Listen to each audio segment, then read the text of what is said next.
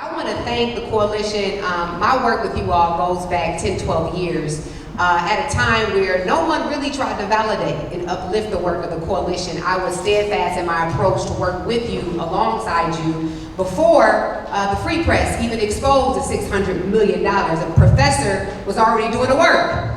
It was exposing this illegal overassessment of property taxes here in Detroit, and because of that, we worked to initiate the first ever homeowners property exemption ordinance that we have in place now. We know that there was a time in Detroit where there were thousands and thousands of people who qualified for property tax exemption, but didn't even know the program existed because the process was not being advertised, or it was too burdensome for people to go through the process. And working with the coalition, we were able to implement the HOPE program, which is now codified into law, and now more people are getting access to that program.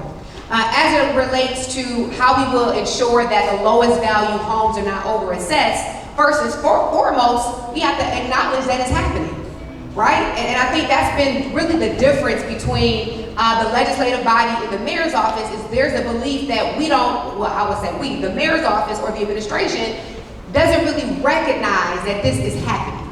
And so you have always had someone in the mayor's office or the city council, myself, who has always believed through the research of the University of Chicago, through the research of this coalition and professor, that yes, our lowest value homes are still being overassessed. So it starts with acknowledging it, number one. Secondly, we have a property tax ordinance, assessment ordinance that I sponsored working with the coalition.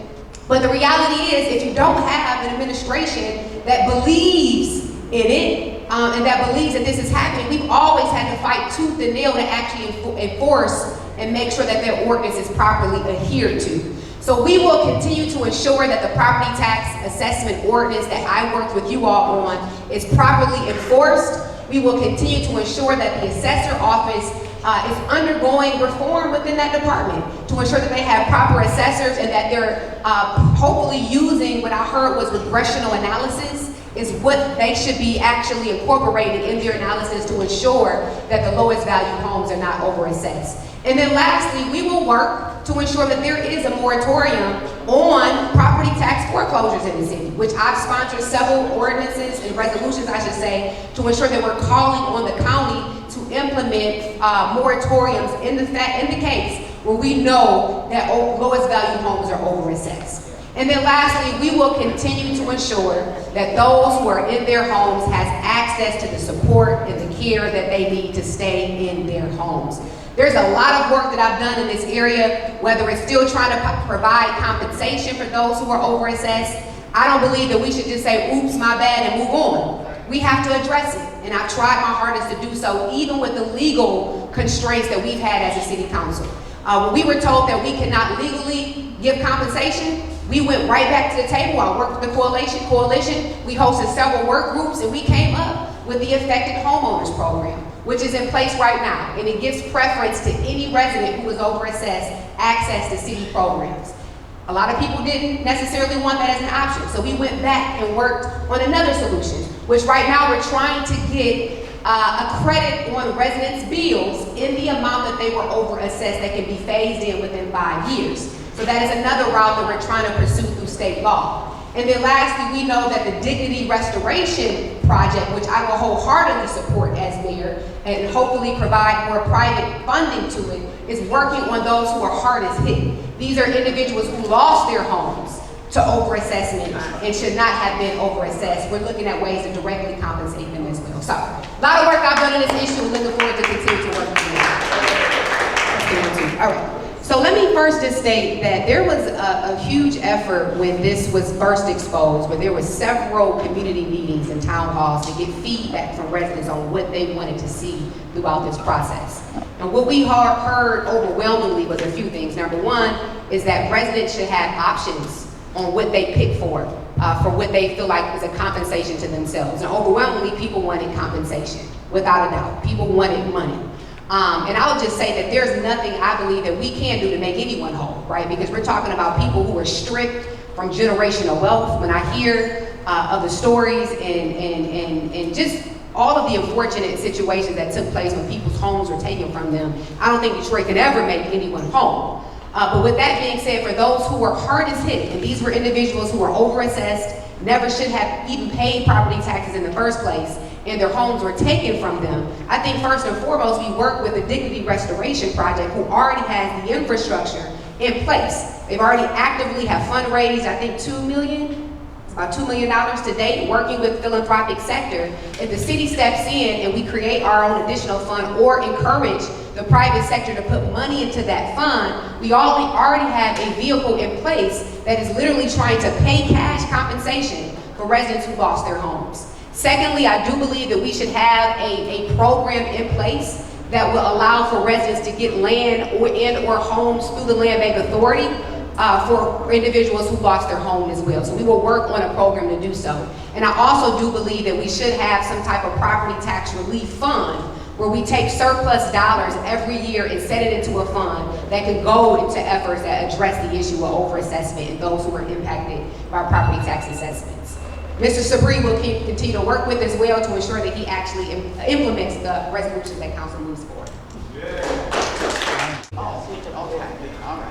So, you know, it's easy to say what you should or could have done, but I'm gonna just be honest with you. As the city council president, this was very frustrating for me. I sponsored the ordinance that we're talking about, working with the coalition. It was not an easy feat. It was not easy to do. We had a lot of opposition trying to get this ordinance done, but it's done and it's in place. We had some challenges with it being implemented because, again, if you don't acknowledge that this is an issue, if you don't want to really address the issue, you're fighting against administration who does not want to implement it. And I want people to understand, I am a council member. I am not the mayor of this city. I can't direct departments to do certain things. Now, we tried our hardest to hold them accountable. We pushed. We had some issues on both sides, to be quite honest with you, and I have records to show. Both the contractor needed more time. The assessor's office definitely had some holdups that we pushed them for, some procurement issues, but it eventually got through. So to answer your question, how would I ensure as mayor?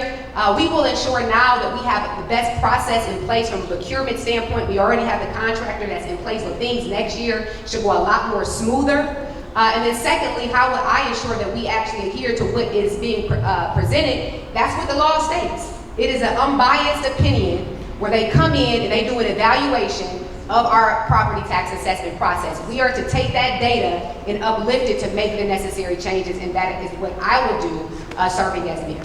All right, thank you. You asked, have I been vocal? Have I stood in opposition? Most definitely. I have stood with this coalition, I'm telling you, at times where no one else did, I did. I was out at rallies, at the council table, being very vocal, and I'm very proud of my record in supporting the work of this coalition for the 12 years I've been on the city council. So yes, to answer your question. Secondly, what would I do differently as mayor? Again, I think first and foremost, it's the acknowledgement that I actually believe in the work that you guys are doing. I believe it. It's not a disagreement. I believe that there are the lowest value homes in our city that are being overassessed. I believe that we do have to have reform in the way in which our assessment process is happening in Detroit. So I can take more bold actions as a mayor, as a CEO who directs departments to make the necessary changes and to ensure that these ordinances are being properly implemented. The next question around trust and accountability, you know, all that I do, we are going to be as transparent as possible, making sure that the decisions that we come to are as transparent as possible, and ensuring that we're engaging with you as much as possible. I've always had an open door policy and want to ensure that I continue to work with this coalition. We may not always agree on everything, but the idea is that if we can get in a room and talk and work through our disagreements and try to get to a solution, I am committed in doing that. And then lastly, as it relates to reparations, most definitely, I was the one who initiated the initiative to put reparations on the ballot. That was voted overwhelmingly by over 80% of our residents in Detroit. So I will continue to uplift the work of reparations, but also create a different coalition or commission serving in the mayor's office that can fully implement and continue the work of reparations here in the city of Detroit. Thank you. So I agree. I think as a city we should be able to govern ourselves, and the only time that we need the federal government to come in and support in those efforts should be when we want them or we need them to. And so I have been very concerned with some of the political environment that we're experiencing, a lot that is taking place from the federal level. And I've already said at the last forum, Russ, that no city resources, and that includes our police department, will assist any federal ICE operations here in Detroit. Our immigrant community should not have to live in fear of separation of their families, going to work, into school, which by the way is happening in some areas that we have to push for. And so we will be very vocal in opposition, but this is something that can't just be done as a mayor or as a council. This is a community response, because this is all of our rights. And so I will be very vocal in opposition of anything that will be detrimental to this city as a mayor, working with other mayors across this country. But again, none of our resources from a city standpoint, whether it's DPD or other, will be used to assist any of the immigration efforts through ICE. The second question was related to the deed fraud, and I agree with you. We have to do more to empower residents in knowing their rights and knowing when possible fraud is taking place in their community. So we have proposed an Office of Housing Rights and Home Ownership. My focus is to transition more renters into homeowners in this city and to provide more paths to home ownership in general. And if we have an office that empowers tenants and knows and empowers residents around housing rights, I think that will help address the issues around fraud and overall issues that residents have as tenants here in the city of Detroit. The other question that was around how do we provide other services for those who are over assessed, that is exactly what the Affected Homeowners Program is, sir.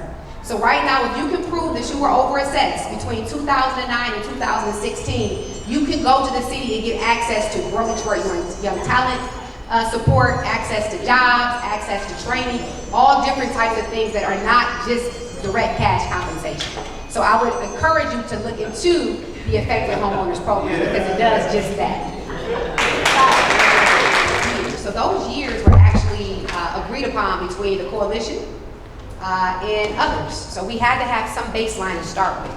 And those were the years that were given to us that we worked with the coalition, that we all agreed that this was a time when we saw the heaviest amount of overassessment. So to quickly answer your question, I do think we can go back and change the criteria in the years, because I think it's unfortunate by 2 years, right? You clearly have been overassessed, you lost your home, and I feel for you. We've heard your story, Ms. Logan, and I think we do need to figure out a way to address the harm that was caused. And so we will continue to work with you, and those who may fall out of those years, if you can prove that you were overassessed and lost your home and want to come back to Detroit, we should do all that we can to make a way for you to come back to our city. The second question, which I actually forgot. One was on curfew. Oh, curfew, yes, curfew. So the city currently does have a curfew right now for minors. We do have one in place, and we do additional one for the fireworks. But I think, we can continue to put laws in place and criminalize, but I think we gotta get back to parental responsibility. We have to get back to how are we creating safe spaces for our young people? How are we providing more educational and opportunities for our youth? And so I will address that holistically, because I think we can put more laws and more policing, but we gotta get back to why are young people acting in the way that they act. They need more productive things to do. And we gotta get back to the basics. So I will address it from that standpoint as well. And then the last question was, Low income. oh, this is very important to me. If there is anyone who cares about the most vulnerable in our community, and I'm so glad someone, Richard, that mentioned the income levels of Detroit, because we can talk about how much Detroit has grown, but if the people of this city are not rising, it means nothing. And that's one thing that I would definitely say that I've always shown, and that is compassion. Gotta have a compassionate mayor about the issue of homelessness, about poverty in this city. And that is what the People's Bill was all about, right? Over 20 pieces of legislation aimed at trying to address the quality of life of the most vulnerable, and we will do that more as mayor. Yeah. It has been an honor to serve. I am ready to take this city to the next level. You will always have me as an ally, someone that I can work with. The coalition, I've honored, I respected your work for the last 12 years. We will continue to uplift this work. I believe that we have to focus on housing, on education, on neighborhoods, on public safety, and on mass transit. And those are things that I am committed to doing. You have me as a partner. I am experienced, I am qualified, and I have a record of delivering for this city, and I'm ready to get the job done serving as your next mayor. So God bless you all, and keep up your advocacy, because it's definitely making a difference in our city.